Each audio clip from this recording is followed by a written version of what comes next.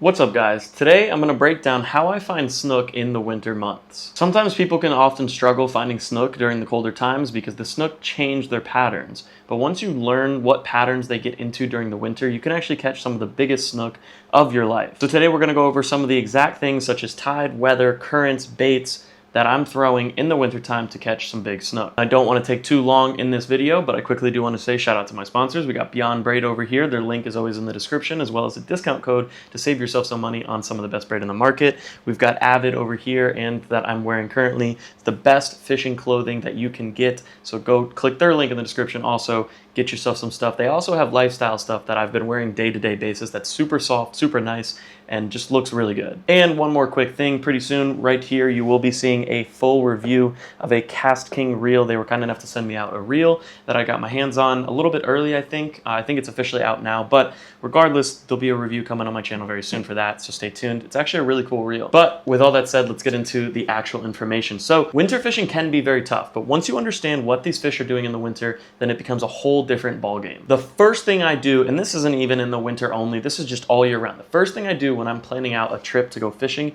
is I check the tides. Now you can do this using an app on your phone, on your computer, whatever. I'll put on the screen right now a little overlay on the side of me somewhere. This is the app that I personally, or the website that I personally use to check the tides. It seems to be the most accurate out of all the ones I've tried. There are some apps out there that try to charge you money for this. Do not pay for them. This information is all available to you for free. But when we're talking specifically the winter, the incoming tide usually brings in bait, warmer and cleaner waters. So this is really a time that I personally like to target. The first hour or two of when that tide switches and that tide is incoming is going to be the most active for these snook. You always want to avoid slack tide fishing.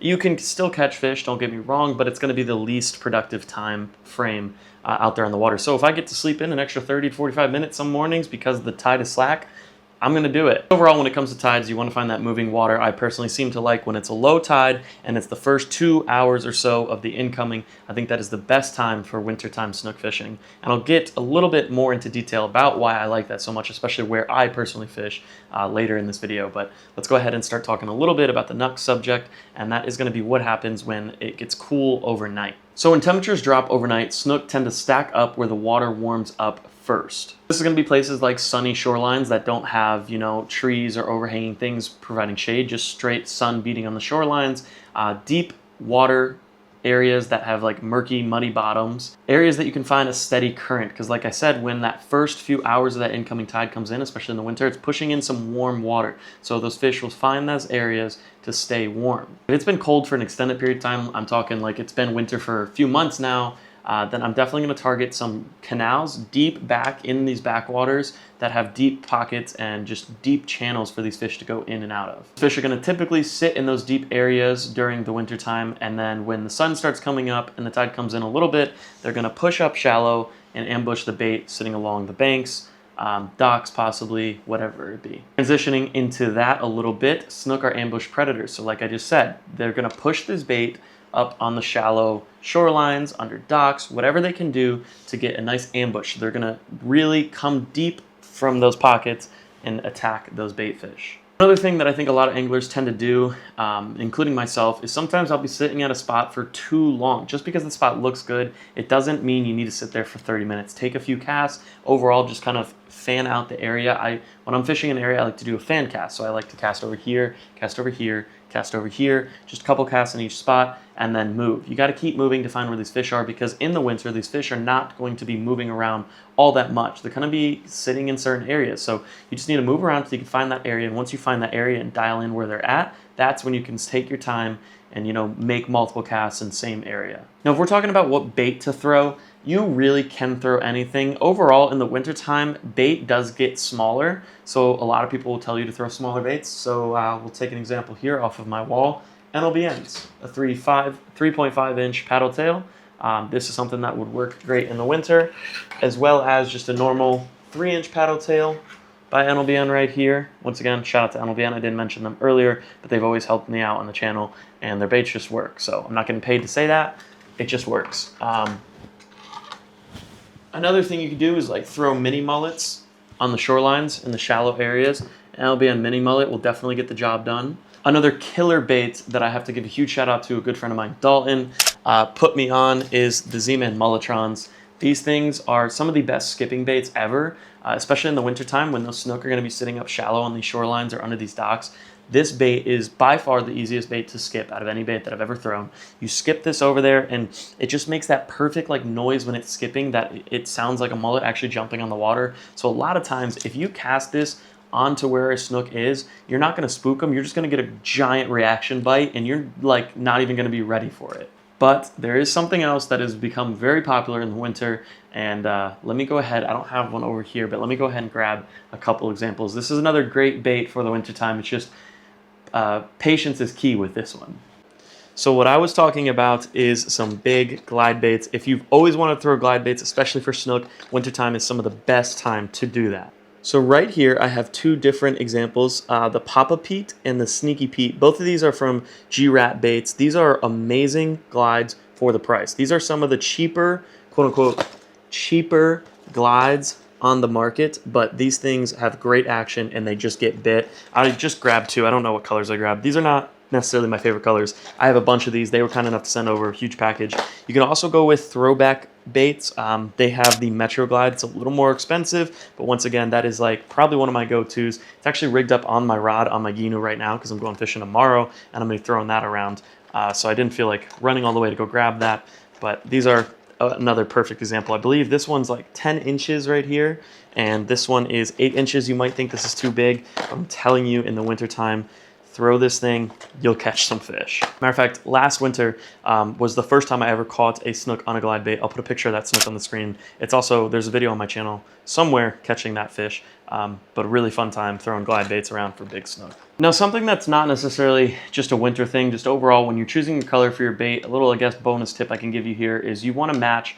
So if it's like dirty water, you want to throw like darker color lures, and if you're in clear water, you want to throw light colored lures. I feel like that is like one of the most basic things. That's one of the first things that I learned when I started fishing, or started taking fishing serious, I might say.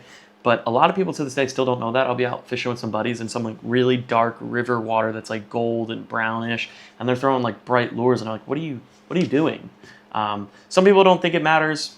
I actually do think it matters. I don't think it matters as much as some people say, but whatever. If I'm in like a dark, dirty water river, I'm going to throw an NLBN Twisted Tea color because it matches that kind of gold, darker color profile. And if I'm in some clearer water, let's say if I go down to Venice, because Venice has some really clear water, I'm going to throw a brighter lure. Simple. I hear you right outside my door. Yeah, I locked it. You can't come in, I'm filming. All right, so the last tip I'm gonna go ahead and give you guys in this video is going to be your positioning / stealth. Like I said, my favorite time for winter snook fishing is going to be on that first few hours of the incoming. So that being said, wintertime low tides are extremely low. You have your winter lows. So those fish are gonna be sitting very, very shallow, meaning they're gonna get spooked very, very easy. Make sure you're not making a lot of noise. You're not going to be able to get right up on top of these fish. So you're just going to want to cruise along the bank in a distance where you can still skip it all the way to the edge of the bank because they're going to be pushing the bait up shallow, but you don't want to be right on top of them. It's kind of hard to really explain. That probably contradicts itself, but you just have to be very stealthy in the winter. With that low tide, those fish are just going to be super spookish because they're going to be sitting, those 30 plus inch, 40 inch snook are going to be sitting in very, very shallow water. And you're going to tell when you spook them. There's been so many times when I'm fishing in the winter and I'm like cruising a bank line and all of a sudden I see a massive wake just go the other direction. And 9 times out of 10, if you spook a fish, it's not going to bite. So even if I spook a fish, I see where it's going and I flip in front of it, it's most likely going to keep swimming right past whatever lure bait I throw in front of it. So yeah, that's pretty much it. That's all my main tips for catching more snook in the wintertime. If you guys want another video talking about maybe how to find these spots, we can sit down on my computer and I can make a video looking at spots on Apple Maps or Google Maps. I'll show you guys. Maybe we'll find an area that I've never fished before and we can find the area, make a video finding the area, and then I can also make a follow-up video going to fish that area. If you guys want to see me do that, let me know. I actually just came out with that on the spot and I think that would be a fun video to make, or series of videos to make. But just make sure you're getting to the ramp a little bit early. Don't plan it out so you get to the ramp exactly when you want to be fishing. Get to the ramp during slack tide so that gives you enough time to get ready, get prepared to get to these spots so you don't miss that prime 1 to 2 hours of the first switch when it becomes incoming tide. Check the tides, find the warm water, stay quiet, keep moving. That's all you need to do if you want to catch bigger snook in the winter. I hope this video helped you out. I hope you guys have learned maybe some new things that can go into your winter snook game plan for this year. I try to plan this video and make this video around the time when it's starting to cool down, at least here in Tampa. It's starting to get into that transition. I'm already noticing these fish are moving farther back up into these creeks than they were previously. Leave a thumbs up on this video, subscribe if you are new. I'm going to start doing a little bit more tip videos on my channel just because sometimes these are easier to make. I'm still in college, so I don't all the time have the time to go out and do a whole day of filming. It's easier to make these videos sitting in my office for an hour or two on some days like today. I have class tonight. Also, make sure you guys go ahead and drop a comment. I want to know what your winter favorite snook bait is. Maybe it's a bait that I have on my wall here behind me. I have a lot of baits here, some Z-Man and NLBN mostly. I also have some more baits over there, but maybe you guys have a bait that's killer for you guys that I've never even thrown or I haven't given the time of day to throw. So let me know in the comments. I read every comment, I respond to every comment. And with that being said, I'll see you guys in the next video.